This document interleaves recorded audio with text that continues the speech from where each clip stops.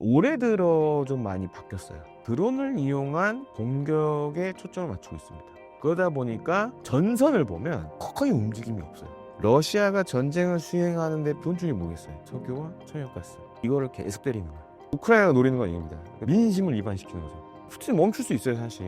할 수 있는데 못한 이유가 뭐냐면 성과가 없잖아요, 지금. 권력을 내려놓는 것만 문제가 아니라 잘못하면 본인이 죽을 수도 있어요, 이건. 예, 안녕하십니까. 군사평론가 김대영입니다. 현재 유튜브에서 거의 한 시들어가는 이제 대형제국이라는 군사 방위산업 항공우주 전문 채널을 운영 중에 있고요. 이 밖에 이제 K니베스 뉴스라는 인터넷 뉴스 전문 매체도 운영을 하고 있습니다. 역시 성격 같습니다. 이제 국방, 그다음에 항공우주, 뭐 방위산업 관련된 얘기들을 이제 풀어가고 있는데요. 한 번씩 찾아주시면 감사하겠습니다. 최근 러우 전쟁에서 우크라이나의 반격이 매섭습니다. 현재 러우 전쟁 상황을 알려주신다면요? 전쟁이 지금 이제 우리가 녹화하는 날 기준으로 하면 몇 년 정도 됐을 것 같아요? 22, 23, 24, 25, 26, 5년 차입니다, 벌써. 어쨌든 지금 6.25 전쟁의 기록을 깼어요, 이미. 깼고 굉장히 전쟁이 장기화돼 가고 있습니다. 또 한 가지로는 뭐 많은 분들 기억하실 거예요. 뭐 23년 같은 경우에는 이제 우크라이나가 공세를 전환해서 실제로 이제 대규모 지상전도 벌이고 했지만 결과적으로 안 좋았고, 24년도에도 이제 러시아가 많은 희생을 치르면서 야금야금 이제 우크라이나 전선에서 우크라이나 쪽을 밀고 들어갔지만 결론적으로 봤을 때는 지금 다 실패한 상황이 됐고, 그러니까 지금 양쪽 다 굉장히 저기 전쟁을 공부하는 사람으로서 굉장히 흥미로운 상황이에요. 어떤 상황이냐면 이제 둘 다 공세는 안 해요. 뭐 결정적 기동, 결정적 화력 이런 건 없어요. 예를 들어 이런 겁니다. 23년, 4년에는 포탄의 전쟁이었어요. 지금 이제 드론이 그때만 하더라도 이제 뭐 직접 공격도 했지만 주로 이제 포병 사격을 했을 때 이제 관측 역할을 많이 했어요. 그러다 보니까 예전보다 포병 사격의 정밀도 굉장히 높아졌죠. 그러다 보니까 전통적 개념으로 봤을 때는 야, 여전히 포병의 위력이 대단하구나 했는데 올해 들어 좀 많이 바뀌었어요. 그러니까 지금 양쪽 다 공세보다는 드론을 이용한 공격에 초점을 맞추고 있습니다. 그러다 보니까 전선을 보면 거의 움직임이 없어요. 서로 야금야금 이렇게 조금씩 땅 따먹긴 하지만 그렇다고 해서 뭔가 극적인 변화가 있는 건 아니에요.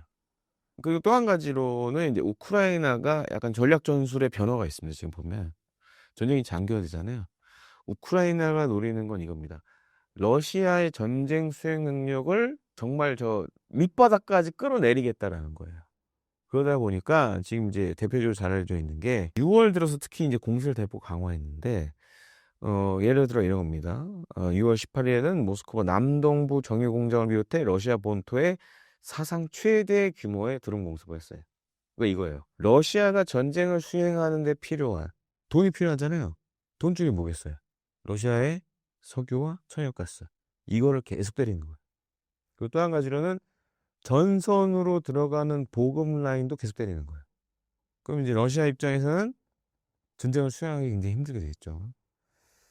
그래서 이제 뭐 지금 모스크바, 뭐 크림반도 이런 곳에서 계속적으로 이제 드론 공격을 하고 있고, 근데 이제 모스크바는 사실 이제 우크라이나 입장에서도 굉장히 먼 거리에 있습니다. 뭐 1000km 이상 떨어져 있기 때문에. 그래서 이제 많은 분들이 이제 우크라이나에 관심 있는 분들 기억하실 겁니다. 그러니까 이제 뭐 24년도, 25년도 우크라이나가 계속 이제 미국이 요구한 무기가 하나 있었어요. 토마호크 순항 미사일. 이게 좀 달라. 근데 미국이 안 줬죠. 왜냐? 자칫 줬다가 이게 전쟁이 오히려 더 커질 수 있고 잘못하면 러시아가 핵까지 쓰는 거 아니냐. 이제 그런 우려 때문에 안 줬어요. 그래서 우크라이나가 어떻게 하냐? 비슷한 걸 만들어내죠. 그래서 지금 이제 그런 거를 사용해서 공격을 하는 겁니다. 뭐 2,000km, 3,000km 떨어진 것도 우크라이나가 만든, 거기다 더해서 기술적인 발전, 인공지능, AI가 탑재된 장거리 드론으로 공격을 하는 거예요. 러시아 입장에서는 힘들어지는 거죠. 그러니까 지금 이제 러시아에서 요새 나오는 얘기를 들어보면 이런 겁니다. 러시아 산유국이잖아요. 휘발유가 없어요. 주유소에 차들이 줄나름에 서 있습니다. 그 정도로 지금 그러니까 석유를 생산해도 정제를 해야 되잖아요. 근데 기본적으로 지금 정제하는 시설 공격을 받고 있고 저장 시설 공격받고 있고 없어요. 휘발유, 디젤유 없어요. 우크라이나가 노리는 건 이겁니다. 제가 앞서 설명드렸다시피 전쟁 수행 능력 자체를 떨어뜨리는 게 있고 민심을 이반시키는 거죠. 생각해 보세요. 만약에 우리나라가 전쟁 중입니다. 그런데 전기도 안 들어와. 어디 가야 되는데 주유소 가는데 휘발유가 없어. 그러면 민심이 돌아서겠죠. 그걸 노리는 거예요. 그 때문에 여전히 이제 러시아 입장에서는 굉장히 힘든 상황이다. 거기다가 뭐 앞서 설명드렸지만 24년, 25년 초연까지 계속 전선에서 병력을 갈아 넣으면서 이제 땅 따먹긴 했는데 전사상자 피해가 너무 눈덩이처럼 불어나니까 그러니까 이것도 지금 이제 이러지도 못하고 저러지도 못한 상황. 거기에 더해서 핵심은 이겁니다. 미국은 지금 잘 보시면 우크라이나 지원에 대해서 굉장히 소극적이에요. 반면에 유럽은 달라요. 유럽은 왜 그럼 미국과 생각이 다를까? 지금 이게 우리 K방산하고도 연관이 있지만 유럽은 다 그 생각하고 있어요. 아, 우크라이나 끝나면 다음은 우리다. 그러니까 예를 들어 발트 3국 아니면 폴란드 이런 데를 러시아가 또 뭔가를 할 수 있다라고 생각을 많이 해요. 그러다 보니까 젤렌스키 대통령이 이게 트럼프 2기 행정부 출범하고 나서 이제 트럼프 대통령은 야 빨리 끝내라. 젤렌스키한테 막 압박을 했죠. 하지만 젤렌스키 그만둘 수 없잖아요. 그리고 중재안이라고 하는 것이 너무 러시아 입장을 많이 든 안들을 가져오니까 처음부터는 매국노 되는 거 아니에요. 들어줄 수가 없죠. 그래서 뭐 뉴스 보신 분들 아실 겁니다. 젤렌스키가 워싱턴 가서 대판 싸우고 오면 유럽 가잖아요. 그럼 유럽에 이제 뭐 영국, 프랑스, 독일 정상들이 그거 나 뉴스를 봤잖아요. 수고했다. 야, 우리가 없는 살림이지만 빚을 져서라도 너희 도와줄게. 지금 그런 상황이에요. 전쟁이 안 끝나. 그러니까 이제 뭐 정말 뭐 제가 이제 좀 과장된 표현이지만 정말 빚을 내서라도 도와주겠다. 그런 식으로 하고 있다 보니까 우크라이나는 계속 할 수 있고 반면에 러시아는 지금 정신을 타고 계속 힘들어지고 상황이. 그 다음에 이제 요 몇 년 사이에 러시아가 사실 경제적으로 나쁘지 않았어요. 왜냐하면 전시 경제에다가 자국 내 방위 산업에 돈을 쏟아붓거든요. 근데 지금 그게 또 약발이 좀 떨어지고 있어요. 그러다 보니까 러시아는 힘들고 그렇다고 전쟁을 멈출 수도 없고 만약에 푸틴이 멈출 수 있어요. 사실 할 수 있는데 못한 이유가 뭐냐면 성과가 없잖아요. 지금 아무 성과 없이 끝나면 푸틴에게는 치명타입니다. 이거 그러니까 지금 어떻게 보면 이제 권력을 내려놔야 될 수도 있어요. 권력을 내려놓는 것만 문제가 아니라 잘못하면 본인이 죽을 수도 있어요. 이건 그 정도 상당히 심각한 지금 상황이다라고 좀 말씀을 드리고 싶습니다. 잠깐! 마이너스 11억을 1년 만에 플러스 13억으로 만든 주식 투자 비결, 주식 왕초보도 가능합니다. 한 달 커피값으로 시작하세요. 지금 바로 고정 댓글 확인. 러우 전쟁을 통해서 본 러시아 군사력을 평가해 주신다면요? 사실은 이제 22년도에 전쟁이 이제 뭐 시작된다 얘기 나왔을 때만 해도 저 일주일 만에 끝나겠네 다들 그랬죠. 그런데 이제 결정적으로 이렇게 러시아군이 역할을 못한 몇 가지 배경이 있습니다. 전쟁이 날 거를 미국이 미리 알려줬고 우크라이나가 미리 대비를 한 부분이 있었고 전쟁 개시 첫날 러시아가 쏜 대부분의 미사일들이 이제 우크라이나 군기지를 때렸지만 그 군기지에는 아무도 없었어요. 미리 알고 다른 지역으로 다 이제 피신한 상황이었어요. 거기다가 더해서 일단 이 미국과 그 나토 국가들이 정보적인 측면에서 도와준 게 되게 많았어요. 그게 사실 초반에 러시아군에게 굉장히 치명적인 효과를 발휘했습니다. 또 한 가지로는 러시아군도 실수를 많이 했죠. 그러니까 너무 제가 봐도 너무 눈에 빤히 보이는 그런 계획을 가지고 전쟁을 시작을 했죠.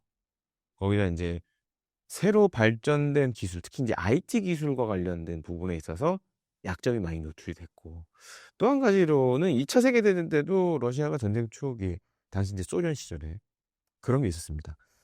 이런 거였어요. 당시 이제 독일이랑 소련이 막 싸울 때 이제 소련의 전차병들이 어떤 실수를 저지르냐면 전차가 고장나면 고치는 게 아니라 그냥 전차를 버리고 도망갔어요. 근데 이번에도 그런 모습을 보였어요. 전차 고장 나면 그냥 버리고 도망가는 거예요. 거기다가 이제 드론 공격받고 막 이러니까 정신이 하나도 없죠. 그런 상황에서 오히려 좀 골 때렸던 게 실제로 이제 러시아군이 버리고 간 전차를 다시 수리해서 우크라이나군이 쓴 양이 엄청 많아요. 그 정도로 사실 이제 러시아군이 초반에 어마어마한 실수를 많이 저질렀고, 그다음에 인제 초반에 전격적으로 키이우를 점령하려고 했지만 그것도 스텝이 꼬이면서 이제 엉망진창이 돼 버렸죠. 그러면서 22 년도 인제 중반 하반기 됐을 때 이제 전선이 확 물러나고, 그러면서 지금과 같은 모습이 됐고, 그런 측면에서 봤을 때는 우리가 이제 전쟁 전만 해도 미국 다음 러시아 얘기 많이 했는데, 이번 전쟁을 통해서 확실히 '종이 호랑이였다.' 거기에는 여러 가지 이유가 있습니다. 일단 인제 결정적으로 봤을 때는 이거예요. 경직된 지휘체계. 러시아군의 경직된 지휘체계. 지금도 사실 러시아군이 잘 안 되는 이유가 그거예요. 전쟁이 일어났을 때 빨리빨리 전쟁의 템포에 맞춰서 지휘체계라든가 뭐 행정체계 이런 것들이 바뀌어야 되는데, 아직도 그 소련 시절의 그거를 계속 고집을 하는 거예요.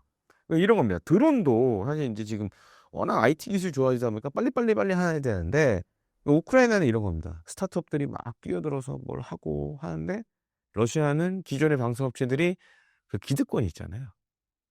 그걸 지키려다 보니까는 새로운 기술이 못 들어가는 거예요. 그 기득권을 가진 방산업체들이 그 기술을 가지고 하려고 하다 보면 시간이 많이 걸리고, 이런 일들이 계속 생기다 보고, 거기다 이제 부정부패 이런 것이 다 있다 보니까 제대로 된 전투력을 발휘하기가 힘들죠. 거기다가 마찬가지예요. 지금 명분 없는 전쟁이다 보니까 동기가 없잖아요. 전선의 병사들 동기가 없다 보니까 이런 것들이 굉장히 좀 심각하게 받아들여지고, 뭐 인제 뒤늦게 인제 이란에서 막 샤헤드 드론도 들여오고, 물론 그게 지금 어느 정도 일정 부분 역할을 하고 있지만, 그럼에도 불구하고 전반적으로 봤을 때는 전쟁 전에 세계 2위의 군사력을 자랑했지만 결론적으로 봤을 때는 이게 실전에서는 꽝이었구나. 그 또 한 가지로는 이런 것도 있습니다. 러시아가 사실은 핵무기로 봤을 때는 미국과 뭐 1-2 위를 다툰 나라예요. 근데 지금 이제 이번 전쟁에서 핵은 결정적인 역할을 못 했거든요. 이런 것들이 굉장히 큰 충격으로 다가오고 있다라고 좀 생각이 됩니다.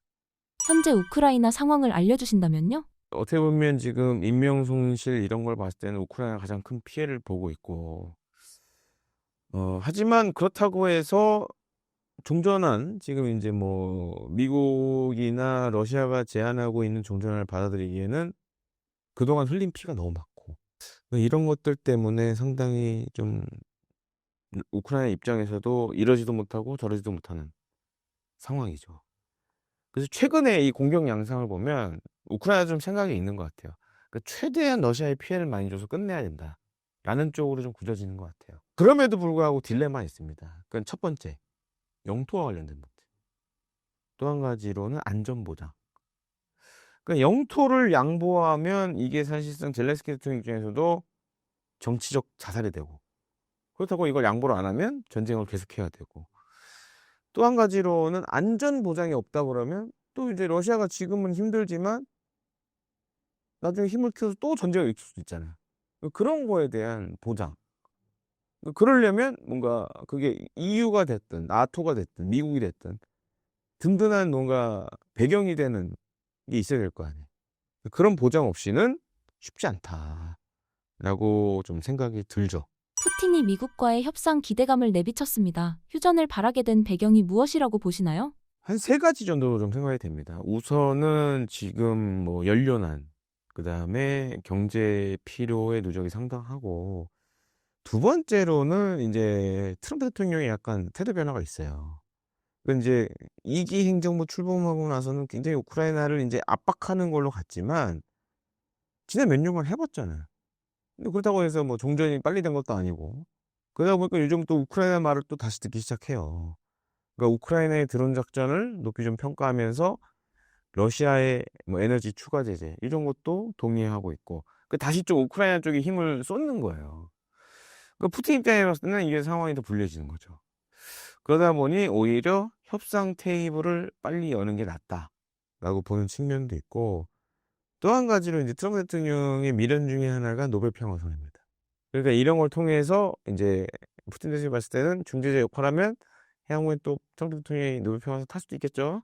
그러니까 그런 거를 약간 생각해서 당신이 좀 중재자로 나서라. 이제 이런 거를 좀 생각하는 게 아닌가. 좀 그렇게 보여집니다.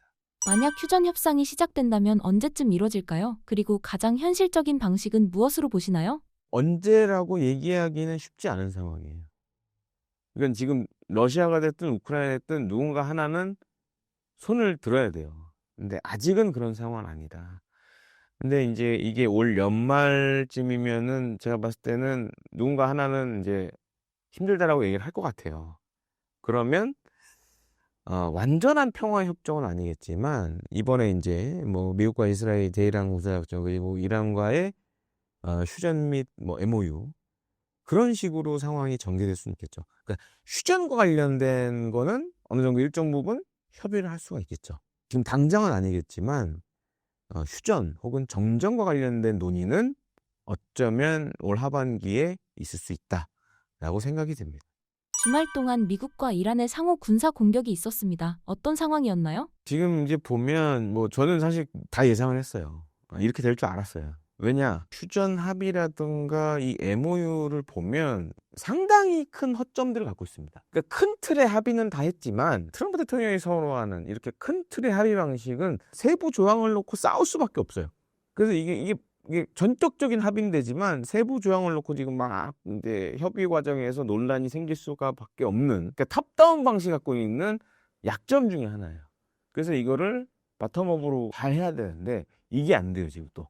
그리고 지금 둘 다 누가 전쟁에서 이겼는지 졌는지가 분명하지가 않아 이게. 그러니까 서로 우리가 이겼네 이런 식으로 얘기를 하잖아요. 그러니까 이거는 굉장히 이제 향후에도 논란이 많을 수밖에 없다. 그러다 보니 이제 우리 촬영하기 전에 주말 사이에 또 한 번 충돌이 있었고 그래서 이제 이 관련돼서 6월 27일 날 미 중보사령부가 이제 그 호르무즈 해협 상선에 대한 이란의 공격에 대응해서 이제 또 군사 작전을 또 벌였습니다.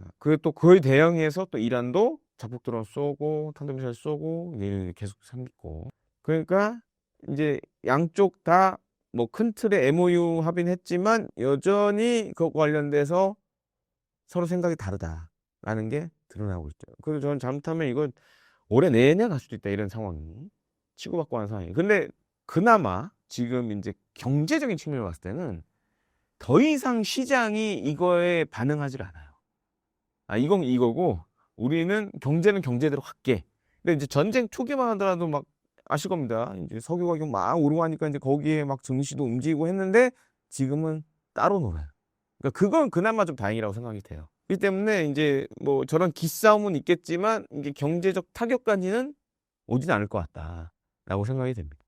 평론가님께서는 이번 미국-이란 MOU 협상을 어떻게 바라보시나요? 당연히 의미는 있죠. 그러니까 이제 어찌됐든 양쪽 다 그만해야겠다라고 생각해서 지금 한 거고 다만 이제 세부적인 내용과 관련된 부분에서 계속적으로 이제 합의하는 데 있어 트러블이 있는 거고. 그러니까 이게 누군가 일방이 완전히 지는 게임이었으면 이렇게 안 돼요. 근데 지금 이번 전쟁을 보면 뭐 이거예요. 이것도 아니고 저것도 아닌 거예요. 지금 이제 미국이 수행했던 그러니까 이제 2차 세계대전 이후에 오히려 저는 제가 봤을 때는 베트남 전쟁보다도 지금 이게 더 이상한 전쟁이 되어버렸어요. 그 베트남 전쟁은 명분이라도 있었죠. 그 공산주의를 차단하겠다는 그러니까 이 아시아 지역에서 그런 명분이라도 있었는데 물론 이제 정말 긴 전쟁이 됐지만 그런 명분이었었는데 이거는 명분도 없어요. 그 이제 아마 저는 예상에 이제 이 트럼프 2기 행정부 끝나면 수많은 자서전이 쏟아질 겁니다. 특히 이제 미국의 전쟁부, 미 국방부에서 그 이번 전쟁과 관련된 자서전들이 쏟아질 거예요 아마. 왜냐면 말이 안 되는 짓을 했거든. 첫 번째 제가 말이 안 된다는 이유가 뭐냐면 사실은 이제 베트남전 때문에 베트남전이 엉망이 된 이유가 있어요. 자꾸 대통령이 전쟁에 개입을 했거든요. 자꾸 뭔가 선을 긋고 그랬어요. 그러다 보니까는 이제 전쟁의 수행에 있어서도 결과가 이상하게 된 거죠. 그걸 이제 최소화시키기 위해서 미 군이나 노력을 많이 했고 물론 이제 정치권도 마찬가지로 그 베트남전의 경우에서 그걸 이제 베트남전 이후부터 사실은 이제 2003년 이라크전 이렇게 쭉 지금까지 그렇게 해왔는데 이거를 트럼프 대통령이 한 방에 무너뜨렸어요. 그러니까 보면 트럼프 대통령이 SNS로 계속 뭔가 이제 레드라인을 걷죠. 그러면서 이제 미군도 버벅대기 시작하고, 그 다음에 전쟁하기 전에 철저하게 그동안 이제 미국은 잘 보면 최대한 준비를 하고 진행을 했는데 그것도 무너진 거예요, 이번에. 잘 보면 이제 호르무즈 해협과 관련된 거. 사실은 또 좀 더 치밀한 준비를 했다라면 미국이 압도적으로 이길 수 있었는데 그런 준비할 기간 없이 급하게 하다 보니까 호르무즈 해협이라는 이제 큰 구멍이 생겼죠. 오히려 이제 그게 혹이 돼서 미국을 옥죄는 수단이 되어버렸고, 그런 부분에서 봤을 때는 트럼프 대통령의 이 전쟁 수행 방식에 굉장히 문제가 있었다라고 좀 생각이 들죠. 현재 이란의 현지 상황은 어떤가요? 첫 번째로는 사실 이제 경제적으로 이란도 힘들죠. 또 한 가지로는 어찌됐든 이제 미국과 이스라엘 공습을 하면서 한 11,000여 개 이상의 목표물이 지금 파괴된 상황입니다. 거기에는 뭐 핵과 미사일 신호도 있지만 뭐 관련 산업도 있을 거 아니에요. 다 사실상 공습받았어요. 그리고 학교, 병원, 문화유산 등 민간시설 피해와 다수 민간 산업에서 발생을 했고, 그리고 25년 말부터 이제 이란의 통화라고 할 수 있는 리아라 폭락도 시작됐고, 인플레이션도 지금 장난 아닌 상황이 됐고, 그러니까 이란도 미국과 이렇게 휴전 합의를 한 배경은 역시 경제 문제. 그리고 이제 요번에 MOU 과정도 잘 보면 이란이 지금 공개적으로 한 얘기했어요. 묶여있는 돈 풀어야 된다. 이 얘기를 계속해요. 왜 그러겠어요? 바닥이 났거든요, 지금. 그리고 이제 이란 내에서 뭐 유명한 뭐 대통령도 그 얘기했고, 이렇게 가다가는 이란 경제가 20, 30년 뒤로 후퇴할 수밖에 없다. 그 정도로 얘기했으니까, 그렇죠. 그러니까 잘못하면 이제 내부 불만으로 인해서 이 지금 이제 신정 체제가 무너질 수 있다라는 위기감. 그리고 이제 신정 체제도 지지 기반이 있을 거 아니에요. 근데 경제가 안 좋으면 이 지지 기반도 돌아갈 수 있죠. 그러니까 그런 것들이 복합적으로 작용을 했죠. 이번 이란 전쟁 종전에서 핵심 장애물은 어떤 부분인가요? 핵을 많이 얘기를 하는데, 그러다 보니까는 이제 트럼프 대통령도 오바마 때 합의보다는 진전된 결과가 나와야 된다. 그러니까 오바마 행정부 시절에 이제 포괄적 핵 합의보다는 진전될 경과가 나와야 된다라고 얘기를 하지만, 지금 이제 MOU만 맺은 거 보면 일단 지금 MOU 맺은 거는 일단 휴전과 관련된 겁니다. 핵 협상은 좀 뒤에서 지금 하기로 돼 있어요. 그러니까 이것도 굉장한, 제가 봤을 때 실수예요. 그 뒤에 일단 시간만 벌어놓은 거예요. 그럼 만약에 진짜 그 오바마 때 포괄적 핵 합의만 잘 준수했어도, 그러니까 이제 미국이 이란과 잘 협의만 했어도 지금 이렇게까지 전쟁할 필요는 없었어요. 이제 나오는 얘기를 보면 지금 이란이 갖고 있는 핵물질을 뭐 희석한다, 뭐 이런 얘기 하고 앉아 있고, 소주에 물 타는 것도 아니고 기가 막힌 얘기들 하고, 전에 이제 포괄적 핵 합의 때는 제한국을 옮기는 내용 뭐 이런 것도 있었어요. 근데 보면 오바마 때 지금 포괄적 핵 합의보다 더 좋은 결과가 나온다라는 보장은 없어요. 그럼 결론적으로 다시 되물을 수밖에 없는 거예요. 전쟁 왜 한 거지? 라는 얘기 나올 수밖에 없는 거죠. 그 또 한 가지로는 전쟁 이전만 하더라도 이란이 호르무즈 해협과 관련돼서 이렇게 통제권을 발휘하지 못했어요. 근데 지금 보면 이제 호르무즈 해협은 거의 이란의 손에 있는 것처럼 보이잖아요. 이것도 굉장히 큰 지금 미국이 실수를 한 거고. 또 한 가지로는 이제 미 국내적인 문제입니다. 지금 이게 어떻게 됐든 간에 이제 뭐 미국 가보신 분들은 알겠지만 미국은 차 없으면 돌아다닐 수가 없어요. 우리나라처럼 뭐 대중교통이 잘 돼 있는 게 아니에요. 근데 이제 뭐 유가가 다 올랐잖아요. 그러니까 트럼프 대통령의 가장 큰 실수 중에 하나가, 저 중동산 석유 안 쓰면 미국산 석유 쓰겠네. 그럼 우리가 돈 버는 거 아니야? 굉장히 얕은 수죠, 그거는. 왜냐? 유가는 국제적으로 다 맞물려 있는데, 그런 식으로 생각해서 전쟁하다 보니까 미국 내 물가 계속 올라가고, 유가 오르면 다 오르잖아요. 우리나라도 마찬가지고. 전 세계적으로 고통을 받고 있잖아요. 그러다 보니까는 정치적으로도, 국내 정치적으로도 좀 타격이 컸죠. 앞으로 중동 정세는 어떻게 흘러갈 것으로 보시나요? 아마 이제 저는 이렇게 봅니다. 전쟁 전과 후로 나뉠 수밖에 없다. 그래서 가장 우리가 좀 주목해서 봐야 될 게 있어요. 그 저렇게 지금 이제 이란이 호르무즈 해협의 통제권과 관련된 거를 자꾸 강조하다 보면 이제 중동의 산유국들 지금 이제 그런 움직임들이 본격화되고 있습니다. 그러니까 UAE, 뭐 사우디 이런 나라들. 그러니까 호르무즈 해협을 지금은 유조선들이 통과해서 나와야 되잖아요. 지금 그래서 이들 나라들이 하는 게 뭐냐면 송유관을 대폭 늘리고 있어요. 지금은 이제 호르무즈 해협 쪽으로 주로 이제 그런 뭐 유조선들이나 배들이 많이 가지만, 향후에는 아마 이제 우회하는 통로로 많이 나갈 겁니다. 그러니까 호르무즈 해협을 우회하는 송유관 건설을 지금 막 박차를 가하고 있어요. 유엔에 일어나지. 그러면 이게 만약에 본격화되잖아요. 그럼 호르무즈 해협은 죽는 겁니다. 그래서 이제 뭐 사우디나 UAE가 지금 어떤 걸 하려고 그러냐? 저쪽 지중해 쪽으로 철로를 놓으려기도 하고 송유관도 그쪽으로 이제 하려고 그러고 그 다음에는 아예 호르무즈 해협을 우회해서 오만만 쪽으로 빼려고 그래요. 그럼 어떻게 되겠어요? 호르무즈 해협으로 들어갈 필요가 없잖아요. 유전들이나 뭐 천연가스 실은 배들이. 그러면 이란만 바보 될 수 있는 거죠. 그래도 다행이었던 건 이번 전쟁 기간에 사우디아라비아가 이런 상황에 대비해서 홍해 쪽으로 송유관을 몇 개를 만들어 놓은 게 있었어요. 홍해는 이번에 사실 공격을 당하진 않았잖아요. 우리 이제 후티 반군이라는. 근데 이게 아마 이제 본격화될 것 같아요. 호르무즈 해협을 우회하거나 아니면 다른 바다로 빼는 작업들이 이제 본격화될 겁니다. 그러면 이란 입장에서도 더 이상 호르무즈 해협의 통제권과 관련된 거를 강조하기 어려운 상황이 되겠죠. 그리고 이번에 뭐 우리나라 포함해서 다들 당해봤잖아요. 그러면 에너지 다변화로 갈 겁니다. 그 에너지 수입 다변화. 그러니까 중동산의 비중을 계속 줄이겠죠. 그리고 이런 것도 생각해 볼 수 있겠죠. 지금도 우리나라에 있지만 중동의 이제 원유 생산국들이 아시아나 이런 데 탱크를 만들겠죠. 저장소를 많이 만들겠죠. 그러면 더 이상 이란이 과거처럼 호르무즈 해협을 인질로 잡고 뭘 한다라는 게 쉽지 않아지는 거죠. 그런 게 아마 이제 본격화될 거라 생각되고 그러면서 어쩌면 우리나라에게도 기회가 있을 거라 생각돼요. 예를 들어 우리나라에 뭐 저장소를 더 짓는다든가 아니면 이제 송유관 건설이라든가 이런 거에 또 우리 건설업체들이 참여할 수도 있고 그런 측면은 오히려 우리에게 좀 긍정적인 게 아닌가라고 생각이 됩니다. 이스라엘이 아르메니아 집단 학살 사건을 공개적으로 거론 및 인정했습니다. 해당 사건이 무엇인가요? 아르메니아 집단 학살은 제1차 세계대전 당시에 튀르키예 전신인 오스만 제국이 아르메니아인을 대규모로 학살 추방한 사건입니다. 그때 한 150만 명 이상이 희생된 걸로 이제 알려져 있는데 근대 최초의 조직적 제노사이드로 이렇게 많이 알려져 있습니다. 그런데 갑자기 이스라엘이 이걸 왜 꺼내들었을까? 그걸 봐야 돼요, 우리가. 그러니까 지금 이스라엘 입장에서 이란만큼 두려운 존재가 튀르키예요. 왜냐면 튀르키예가 중동에서 영향력이 계속 커지고 있어요. 또 한 가지로는 군사 강국으로 계속 커지고 있어요. 그래서 과거에는 사실 이제 튀르키예가 탄도미사일 이런 게 별로 없었어요. 근데 최근에는 거의 뭐 준중거리, 사거리 5,000km 미만의 그런 탄도미사일도 만들겠다.